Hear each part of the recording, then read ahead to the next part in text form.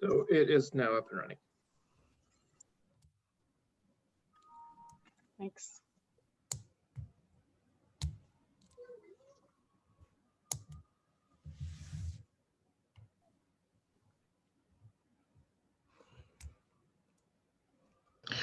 So we're only waiting for Director Stoner, and we have 3 minutes. So does anyone have any jokes?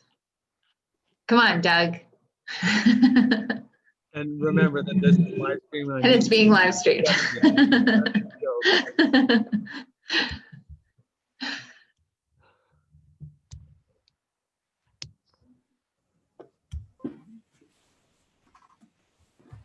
CAO Helmer, have you got any jokes or any anecdotes?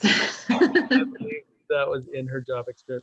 When I first for election, I campaigned, well, I didn't campaign. I was just talking to my secretary one day and she said, "You don't have to worry, you're going to be elected." And I said, "How do you know?"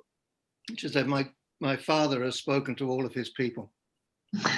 And her father was the senior, it was a huge Japanese community in Greenwood. And her father was I don't know what he was called, but the man, you know. And he basically went down and said, "Vote for Mr. Rainbow." And they all did. It's great. Who are you running for? It was when Barrett was in 73. And his government, they started up something called a Community Human Resource and Health Center District. And it was a board, just like a school board. But you were responsible for health and social services. So you were dealing with Ministry of Families staff and Ministry of Health staff. It was an interesting experiment for a few years. Sounds very much like the health network that we'll talk about tomorrow. Stay tuned. But what the difference, you know, if you look at school boards, you've got a lay board that is developing policy and giving direction to the schools, and then to the school administrators to then have to carry that out. So that's basically what this was as well, that the local communities, through their elected representatives, would identify the needs, the health needs, the mental health needs, the social service needs within a community, and then figure out a way of delivering that.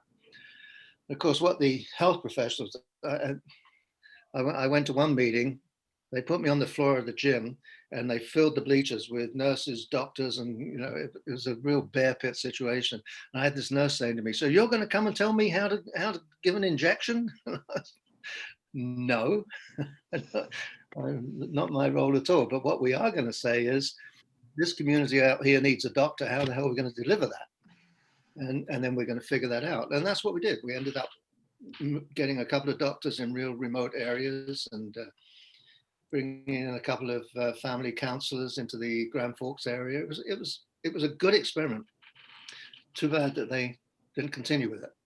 Do share your experience with us tomorrow on that, Director Rainbow. And with that, we're at 3:30. I'll call this meeting to order. Could I have someone move the approval of the agenda as laid out in the package? Moved by Director Crompton, seconded by Director Stoner.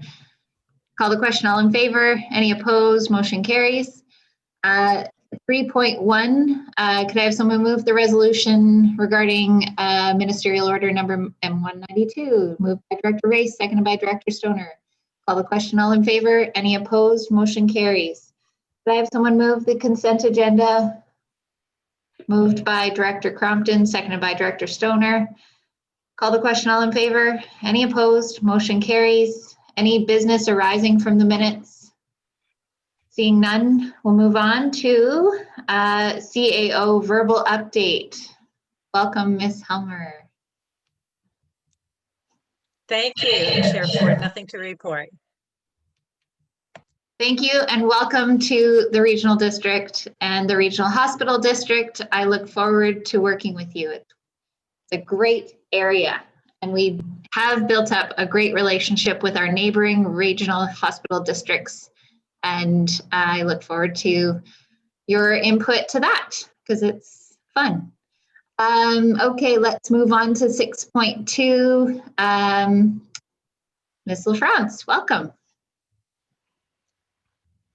So I just put together a little information report based on what I feel might be the percentage increase you guys are looking for.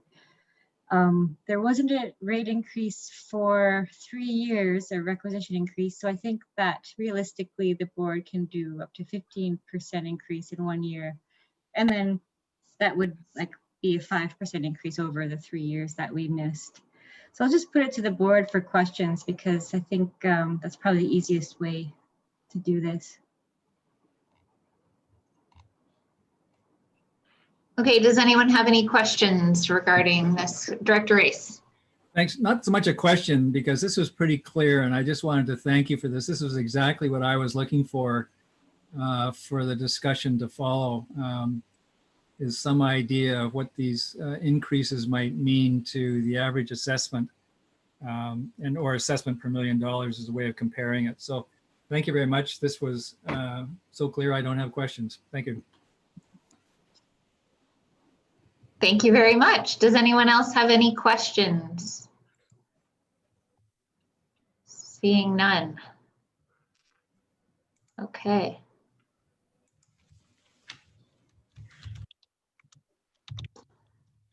All right. So I guess this is, we need someone to move resolution that we receive this for information and for considering at our future budget discussions. Director Rainbow. Oh, Director Race has a question or comment. Yeah, were we going to try and select an option now, or we were just going to take these forward to the budget without the selection?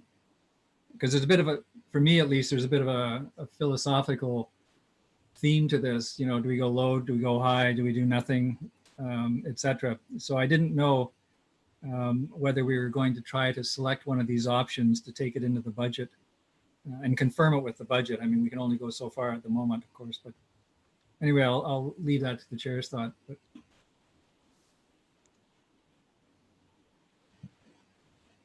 I think that it's helpful to us if we wait till the budget discussion to decide based on what other projects are put in front of us and sort of how we can consider the whole package at a later date. But I am curious what other people think. Can I just get some clarification? Oh, sorry. Go ahead, Director Rainbow. Sorry. Can I just get some clarification? When will we know what they're going to be asking us for? And how does that match up with when we have to set the tax requisition?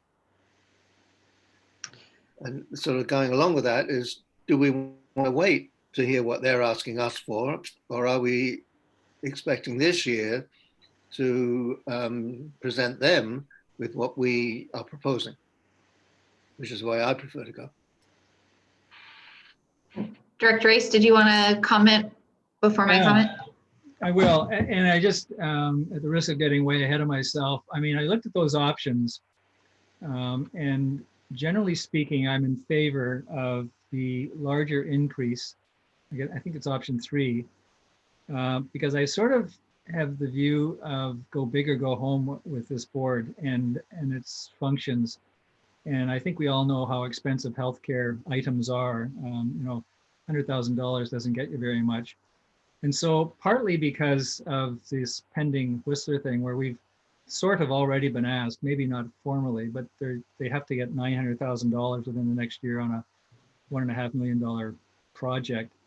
And so, and I'll just speak for myself. I mean, I'm thinking that our contribution would be significant if we were so inclined, like something like 750 or something like that.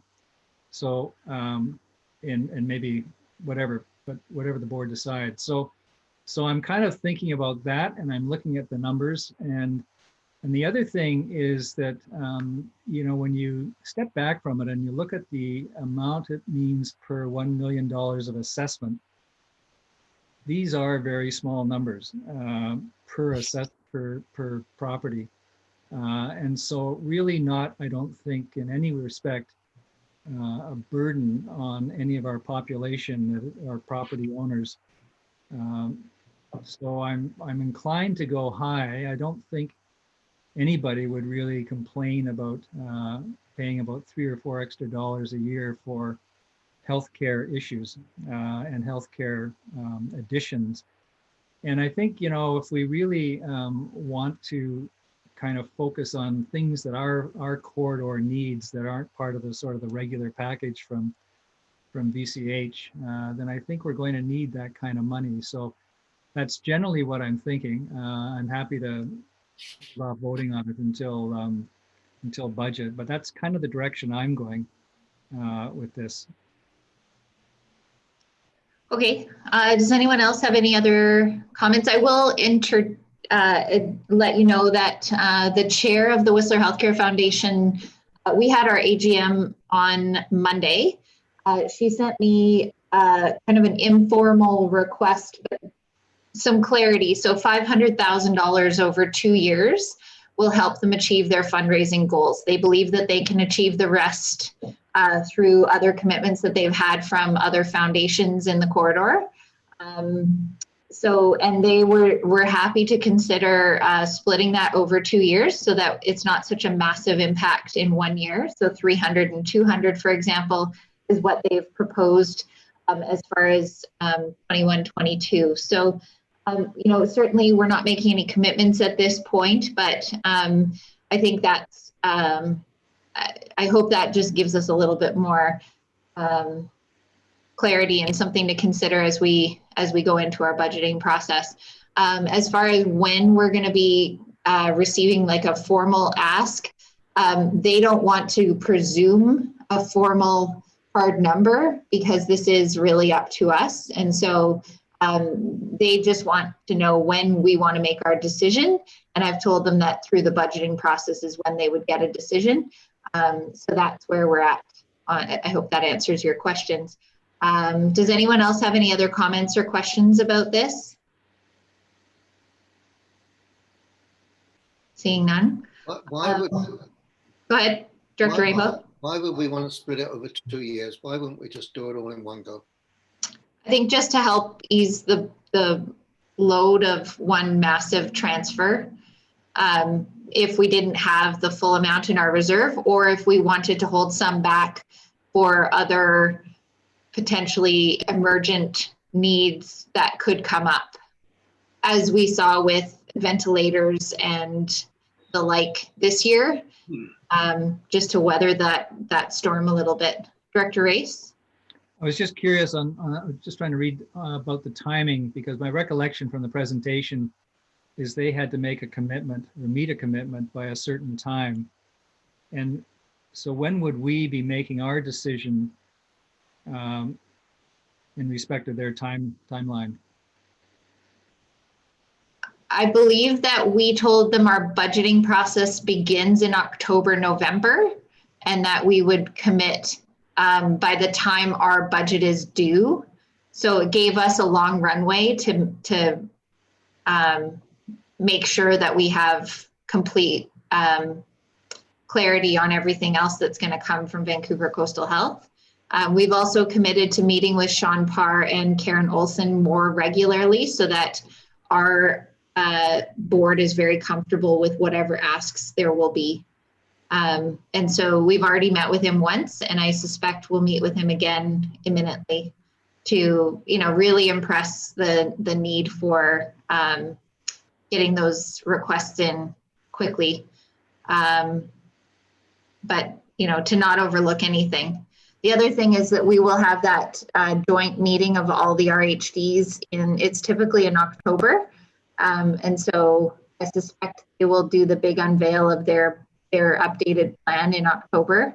And so they haven't got anything in our calendar yet though. So it's possible that they're not doing it that quickly. So I guess the short answer, Director Race, is that we can make the decision now, or we can make it in March when we finalize our budgets. or anywhere in between there. I obviously want to give staff enough time to make plans, but anyone else? Well, Yeah, please. yeah, well, and I'm just looking at the time, and we've got 3 more minutes before everybody has to bail. And so maybe we just sleep on it, because we're going to come back to this tomorrow. Yes, we Yeah, can. I'm, you know, I understand how these volunteer groups work, and I've been parts of those. And so I think from my perspective, I would like to be able to get them a commitment earlier rather than later, so that they know what's going on. And I think it just makes their life a little easier, and their other efforts. And so, so I'm kind of inclined that way. I don't have a hard date in mind. Okay. Budget, we don't finalize the budget theoretically until, I don't know, March or April next year. But we could certainly, I think, make a commitment earlier than that, and a resolution earlier than that. So I'll leave that to you to maybe stick handle and select the time. But generally speaking, I'm thinking earlier rather than later. And if we go to a higher number, then I think, like I proposed initially, I think what that does is, regardless, would leave us with funds for other things that might come along that we would want to also contribute to. So it doesn't, in other words, empty the pot. And whether we go 1 year or 2 years, at the moment, I guess we can just see what else is going on, and how it works for them. Okay, Director Rainbow? I just want to support what Doug's saying there. You know, I've worked on capital fundraising projects for nonprofits, and if you have a commitment early, it makes a huge difference. And the reason I would like to see us do the whole lot in one go is because if you have a big commitment early, it makes you feel good, for one thing, but it also makes it easier for you to get other funding. You know, if you've got it there, somebody says, "Oh, well, we've got 300 now, and we're going to get 200." Well, maybe not. You don't know what's going to happen between now and then. But if they say we've got $500,000 committed, it makes it easier for them to pitch to other people to get the top-up funding. So I would be in favor of a large amount of money, and much sooner than when we get to our budget process. Okay, great. Director Stoner? In a minute, I will just say, as a latecomer to this conversation, appreciate what Director Race and Director Rainbow have just said about the need for commitment. But I'm just curious how this topic intersects with 6.3 and concepts for public engagement process, if at all, and how we actually balance the priorities there. That is an excellent question. And I think that is a big part of the conversation tomorrow. This project has been in kind of planning for about 2 years, and it's, yeah, we don't want to put the horse before the cart, but we've known that this was coming for a long time. We just weren't getting the kind of clarity on what it was going to cost until just quite recently. So, but I mean, as Director Race suggested, why don't we sleep on it, and we'll carry on this conversation tomorrow with hopefully some ideas of how we'd like to proceed. Is that fair to everybody? Sounds good. Great. Could I have a motion to adjourn this meeting until tomorrow morning? Moved by Director Rainbow, seconded by Director Race. Call the question, all in favor? Any opposed? Motion carries. Thank you all. Now we are going into our minister meeting with the ministry